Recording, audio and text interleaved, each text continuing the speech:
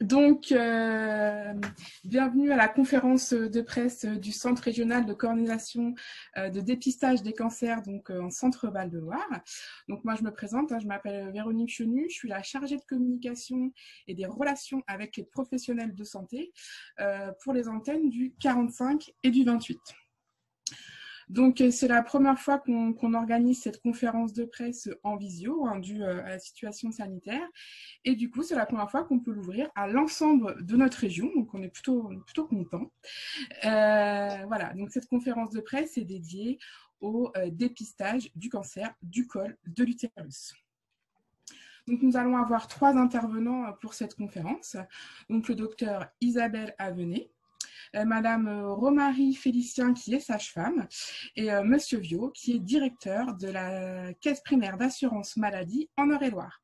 Alors, je tenais dans un premier temps à remercier le service prévention de la CPAM du 28 qui nous a aidés à organiser cette conférence de presse, et Monsieur Viau de nous prêter gentiment son accès à Zoom. Voilà. Donc, pour commencer, je vais laisser la parole au docteur Isabelle Avenet. Bonjour, Isabelle Avenet, je suis médecin au CRCDC, Centre régional de coordination de dépistage des cancers en région Centre-Val de Loire. Tout d'abord, un petit mot rapide pour présenter le CRCDC, qui est une structure qui existe maintenant depuis 2 ans et qui est en charge de l'organisation des dépistages des cancers du sein, colorectal et du col de l'utérus sur la région Centre-Val de Loire. En fait, le CRCDC il regroupe l'ensemble des structures de dépistage qui existaient depuis de nombreuses années dans chaque département de la région et qui gérait les dépistages organisés du cancer du sein et du cancer colorectal. Les dépistages organisés ces structures que la plupart des personnes connaissent sous les noms d'ADOC 18, ADOC 28, ADOC 41, ADOC 45, REDEP 36 et CCDC 37 existent toujours. Elles ont simplement changé de nom. Ainsi, ADOC 28 est devenu CRCDC antenne 28. Chaque antenne départementale du CRCDC a gardé la gestion des dépistages organisés du cancer du sein et du cancer colorectal. Par contre, pour le dépistage du cancer du col de l'utérus, c'est l'antenne de Tours qui assure l'ensemble des missions de dépistage pour la région. Alors, qu'est-ce qu'il faut savoir sur le cancer du col de l'utérus? En France, le cancer du col de l'utérus touche 3000 femmes chaque année et est responsable de 1100 décès. On détecte également 35 000 lésions précancéreuses du col de l'utérus par an et on sait que 50% de ces lésions précancéreuses concernent des femmes de moins de 39 ans. C'est un cancer de la femme jeune, donc, et qui est responsable d'une mortalité prématurée avec un âge moyen au diagnostic de 53 ans, c'est-à-dire qu'on a un cas sur 2 des cancers qui concernent des femmes de moins de 53 ans. Actuellement, on sait que 40% des femmes ne se font pas ou pas assez régulièrement dépistées. En région Centre-Val de Loire, on a un taux de couverture pour le dépistage du cancer du col de l'utérus d'environ 56%. C'est un peu plus faible que la moyenne nationale qui est de 60%, mais on sait que la région Centre-Val de Loire est une région qui a une faible densité médicale, ce qui peut rendre l'accès aux soins difficile. Et on observe également, certainement pour cette raison, des disparités selon les départements. C'est en Indre-et-Loire que l'on observe le taux de dépistage le plus important, avec 63% des femmes qui se font dépister. L'une des raisons qui peut expliquer ce taux, c'est que l'Indre-et-Loire est site expérimental depuis 2010 pour le dépistage du cancer du col de l'utérus et donc les femmes de ce département, elles sont incitées depuis 10 ans à faire ce dépistage. L'objectif, avec la généralisation du dépistage organisé du cancer du col de l'utérus, est d'augmenter ce taux de couverture, d'atteindre au moins 80% de dépistage à 10 ans, de réduire le nombre de nouveaux cas de cancer du col de l'utérus et la mortalité liée à ce cancer de 30% à 10 ans, et également d'augmenter la survie, car c'est un cancer dont on a vu le taux de survie à 5 ans se dégrader en 20 ans, en passant de 68 à 62%. Alors, ce cancer, il est dû à une infection, à des infections à papillomavirus, appelée aussi HPV. L'infection à HPV, c'est l'infection transmissible la plus fréquente dans le monde. Dans la majorité des cas, ces infections sont asymptomatiques et on sait qu'environ 85% des femmes et des hommes sexuellement actifs seront infectés par ce virus au cours de leur vie. Heureusement, il y a 90% des infections qui vont être éliminées spontanément dans les 2 ans. Et c'est la persistance d'une infection à papillomavirus à haut risque oncogène, c'est-à-dire à haut risque de cancer, qui va être responsable de l'apparition de lésions précancéreuses et cancéreuses. Alors, pour prévenir ce cancer, il existe 2 moyens de prévention qui sont complémentaires. Le premier moyen est la vaccination contre certains papillomavirus, qui est recommandée pour les jeunes filles et depuis le 1er janvier 2021 maintenant pour les garçons. Cette vaccination, elle est recommandée de 11 à 14 ans avec un rattrapage vaccinal possible de 15 à 19 ans. Cette vaccination anti-HPV, elle protège contre 70 à 90% des HPV à haut risque de cancer selon le vaccin utilisé. Actuellement, le vaccin qui est recommandé protège à hauteur de 90%. Le second moyen, c'est le dépistage qui s'adresse à toutes les femmes de 25 à 65 ans, y compris les femmes enceintes, les femmes vaccinées, puisqu'on vient de voir que le vaccin protégeait à hauteur de 90% contre les papillomavirus, et également les femmes ménopausées. On a vu que l'âge moyen au diagnostic était de 53 ans, et on sait qu'une femme sur 2 de plus de 50 ans ne se fait plus dépister. Alors, il y a quelques nouveautés concernant ce dépistage, avec des nouvelles recommandations qui ont été publiées en juillet 2019 par la Haute Autorité de Santé. Et ainsi, de 25 à 29 ans, le test de dépistage cytologique, c'est-à-dire la recherche de cellules anormales, reste la référence. C'était le test qui était utilisé auparavant pour toutes les femmes de 25 à 65 ans. Et donc, il y a un test qui est à réaliser 3 ans après 2 tests normaux à 1 an d'intervalle. Puis, à partir de 30 ans jusqu'à 65 ans, le test repose maintenant sur la recherche d'HPV à haut risque et il est à réaliser tous les 5 ans. Alors, le praticien, il va utiliser la même technique de prélèvement pour les 2 tests. Il s'agit d'un prélèvement au niveau du col de l'utérus. Et sur ce prélèvement, on va effectuer soit une analyse de cellules, soit une détection de virus HPV en fonction de l'âge de la patiente. Alors, la petite précision, c'est que la présence de cellules anormales ou d'un test HPV positif ne signifie pas qu'il s'agit d'un cancer. Il va y avoir des examens complémentaires qui vont être nécessaires pour préciser la nature des anomalies. L'objectif de ce test de dépistage est vraiment de détecter des lésions précancéreuses avant qu'elles ne se transforment en cancer ou alors un cancer à un stade très précoce. Une autre précision à apporter, c'est que si le résultat du test est anormal, il est vraiment indispensable que la femme effectue un suivi, car on sait qu'un cas de cancer sur 4 fait suite à un test de dépistage anormal dont le suivi a été incomplet, n'a pas été effectué. En pratique, alors le principal mode d'entrée dans ce dépistage, il se fait lors d'une consultation sur proposition du professionnel de santé qui suit la femme. Dans le cadre de ce du programme national, le CRCDC reçoit l'ensemble des résultats des examens de dépistage et de suivi des femmes de la région. Alors ça, c'est dans le plus strict secret médical, hein. Il y a vraiment un respect du secret médical. Et donc, les femmes de 25 à 65 ans qui n'ont pas réalisé de dépistage dans les délais recommandés vont recevoir un courrier du CRCDC qui les invite à réaliser ce dépistage auprès du professionnel de leur choix.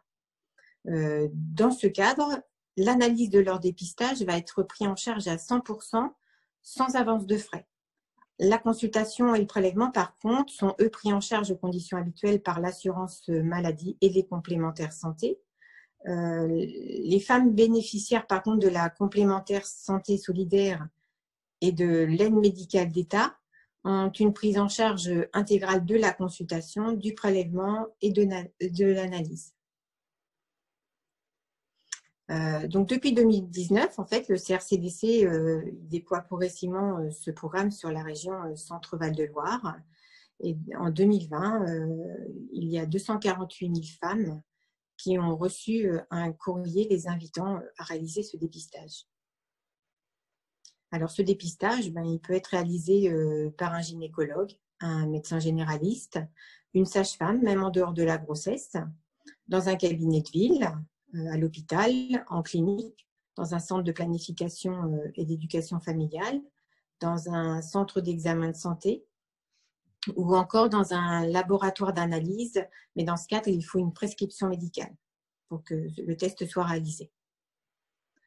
Ce qu'il faut savoir, c'est que le cancer du col de l'utérus est un cancer qui est évitable, car grâce au test, il peut être dépisté très tôt, car le test il va vraiment permettre de détecter des lésions précancéreuses et de les traiter avant qu'ils ne se transforment en cancer. Si toutes les femmes étaient régulièrement dépistées, on sait que 90% des cancers du col de l'utérus pourraient être évités. C'est pour ça qu'il est vraiment indispensable de se mobiliser et de parler de ce dépistage. Voilà. Je vous remercie encore pour votre présence et je vais passer la parole à ma collègue, Madame Chenu, et à Madame Romarie Félicien, que je tiens à remercier pour sa présence et sa participation. Eh bien, merci beaucoup, Docteur Avenet, pour cette intervention avec toutes ces précisions concernant ce dépistage. Donc, nous allons continuer notre échange avec Madame Romarie Félicien, qui est sage-femme. Donc, bonjour Madame Romarie Félicien, je vous laisse vous présenter. Bonjour, oui, je suis sage-femme actuellement libérale à la maison de santé de Villemot-sur-Eure dans l'Eure-et-Loire. D'accord. Vous exercez depuis combien d'années Je suis sage-femme depuis 1998 et du coup libérale depuis plus de 7 ans. D'accord. Donc, on associe souvent le rôle de sage-femme au suivi de grossesse. Mais vos pratiques, en gros, elles ne s'arrêtent pas là. Est-ce que vous pouvez nous en dire plus ? Alors oui, les sages-femmes, historiquement, sont associées au suivi de grossesse, à la prise en charge des femmes enceintes. Mais depuis très, très longtemps, on a des compétences en gynécologie. Donc, notre intervention ne s'arrête pas au suivi pré- et post-natal ou à la pratique des accouchements, mais on va intervenir aux différents moments de la vie de la femme, notamment dans son suivi gynécologique de prévention avec la prescription et la pose de contraception. La sage-femme, elle intervient aussi dans la pratique des interruptions de grossesse médicamenteuses. Elle fait aussi des échographies, elle intervient dans la prévention des addictions et la vaccination. Et donc aujourd'hui, ce qui nous intéresse effectivement dans la prévention des cancers avec les dépistages des cancers du sein et des cancers du col de l'utérus. D'accord. Donc, selon vous, y a-t-il suffisamment d'informations sur le fait que vous aussi, vous pouvez réaliser ce dépistage du cancer du col de l'utérus ? Alors, ça progresse. On a eu une première grande campagne d'information autour du dépistage du cancer du col de l'utérus en 2015, à peu près. Et c'est vrai que la profession de sage-femme est apparue sur les affiches, sur les flyers, sur la communication, aux côtés des gynécologues et des médecins. Donc, du coup, on a été identifié un peu plus comme praticienne pouvant réaliser ce dépistage avec un accès direct. Et les femmes, mais aussi les autres professionnels de santé, ont eu l'occasion de nous découvrir dans cette compétence-là. Et puis maintenant, nous apparaissons sur les invitations du CRDC. Donc voilà, donc ça fait son chemin. D'accord, bah, c'est bien. Et du coup, comment justement se passe votre coordination avec les gynécologues? Est-ce que vous pouvez nous expliquer un petit peu? Alors, le champ de compétences de la sage-femme, c'est vraiment le suivi gynécologique de prévention. Donc, dès qu'un examen va s'avérer suspect, on va pouvoir démarrer des examens complémentaires. Mais dès que la suspicion est forte, voire la pathologie, donc le côté anormal du prélèvement est confirmé, on va transmettre le dossier à notre réseau de gynécologues pour la prise en charge et la réalisation des examens complémentaires. Et c'est ce qui permet d'avoir d'ailleurs souvent une prise en charge très rapide, puisque voilà, rapidement, en moins de 15 jours, on va pouvoir avoir un rendez-vous chez un gynécologue pour la suite de la prise en charge de la patiente.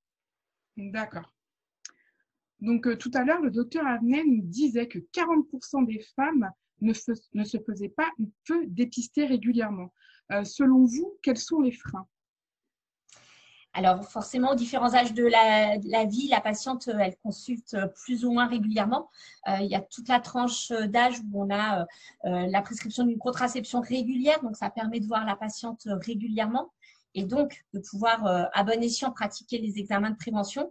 Mais le suivi, il va s'étioler au fur et à mesure de la vie de la femme et dans la période après, souvent les grossesses, le suivi est beaucoup moins régulier, voire même va s'interrompre pendant plusieurs années, voire une bonne dizaine d'années. Donc, c'est cette invitation maintenant qui permet de rapprocher les femmes, de leur permettre de retrouver le chemin de nos cabinets pour des gestes de prévention, mais pas forcément pour venir chercher une prescription. Et de renouer du coup avec le suivi gynécologique plus largement, y compris pour le cancer du sein. D'accord. Donc du coup, depuis l'envoi de nos invitations au CRCDC, vous avez constaté quand même un changement dans votre patientèle? Oui, là, alors déjà depuis 6 mois, il y avait eu une évolution, malgré la crise sanitaire d'ailleurs. Et là, très honnêtement, depuis cet automne, on a un appel voilà, massif, une mobilisation des professionnels de santé qui nous envoient les patientes, mais directement des patientes qui appellent. Oui, il y a vraiment un mouvement là de mobilisation, de sensibilisation. Bon, bah, c'est bien, ça veut dire qu'on va peut-être pouvoir faire progresser les choses au niveau du dépistage du cancer du col de l'utérus. Est-ce que vous avez un message aujourd'hui à faire passer aux femmes, justement? Alors oui, c'est vrai qu'on a, nous, la chance du coup d'avoir des moyens de dépister précocement, de prendre en charge un cancer qui pour le moment, dans notre pays, en tout cas, n'est pas forcément suffisamment dépisté précocement, donc avec des traitements parfois trop tardifs. Et on a aussi la possibilité donc, de le dépister, mais de le prévenir par un examen qui est assez simple, un vaccin qui est aussi facile à prescrire et à réaliser. Donc, c'est vrai que ça serait dommage de s'en priver, d'avoir cette visite annuelle de dépistage, voilà, d'un accès facile chez les généralistes, les sages-femmes et les gynécologues. Le frein, ça reste parfois la disponibilité des praticiens, mais en multipliant effectivement les invitations et les praticiens qui peuvent pratiquer le dépistage, je pense que les patientes vont se faire plus nombreuses et on va les toucher plus facilement. D'accord.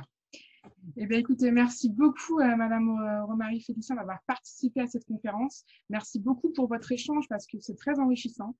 Et puis, merci de tout le travail que nous avons pu faire ensemble ces dernières semaines. Voilà. C'est ça la richesse aussi. Voilà, tout à fait. Donc maintenant, nous allons laisser la parole à Monsieur Liu. Oui, merci. Bonjour donc à nouveau à toutes et tous. Donc moi, je représente ici effectivement la caisse primaire d'Eure-et-Loir, mais c'est bien l'ensemble des caisses primaires de la région que je représente également l'ensemble de mes collègues, puisque l'assurance maladie effectivement est largement mobilisée sur l'ensemble des actions de dépistage des cancers et notamment du dépistage du cancer du col de l'utérus, parce que si le docteur Avenay présentait tout à l'heure les conditions de prise en charge de certains des actes, l'objectif de l'assurance maladie, il est bien évidemment aussi de promouvoir et également de financer l'ensemble des actions de prévention, puisqu'on est bien dans une démarche de gestion du risque maladie et de ne pas être que dans la prise en charge du curatif, mais de pouvoir agir le plus en amont possible pour faire en sorte que le coût généré pour la société soit le moins élevé possible, avec une prise en charge facilitée de ces actions. Et on a remis ici dans le support le fait que l'assurance maladie était bien vue comme un des acteurs de la prévention, tant par les Français d'une manière générale que par les médecins libéraux et bien évidemment par l'ensemble de ses collaborateurs, dont un grand nombre est mobilisé au quotidien sur ce type d'action.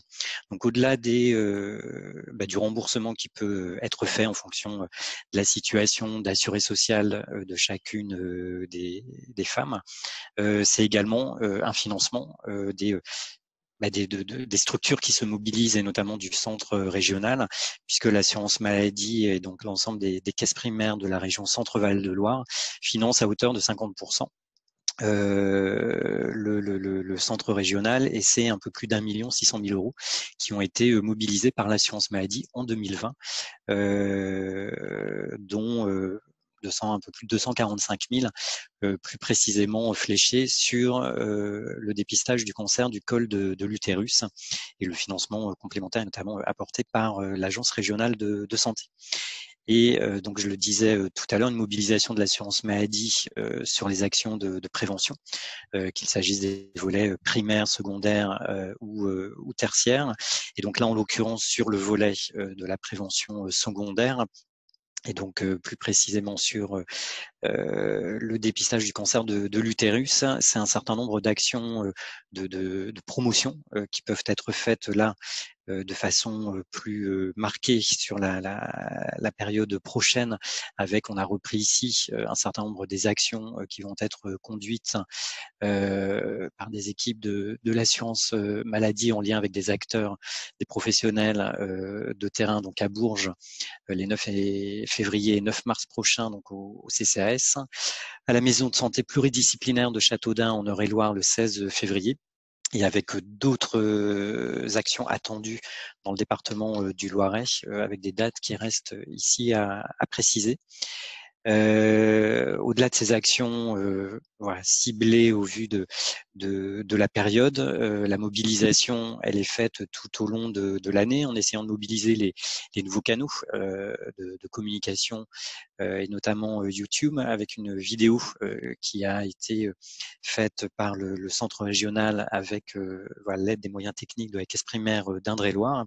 Et puis tout au long de l'année, donc une mobilisation qui est soit au travers des centres d'examen de santé que certaines des caisses primaires peuvent avoir et qui proposent auprès des personnes les plus vulnérables des bilans de santé. Et dans le cadre de ces bilans de santé, la proposition peut être faite aux femmes de réaliser des frottis et donc de se mobiliser là aussi sur ces actions de prévention.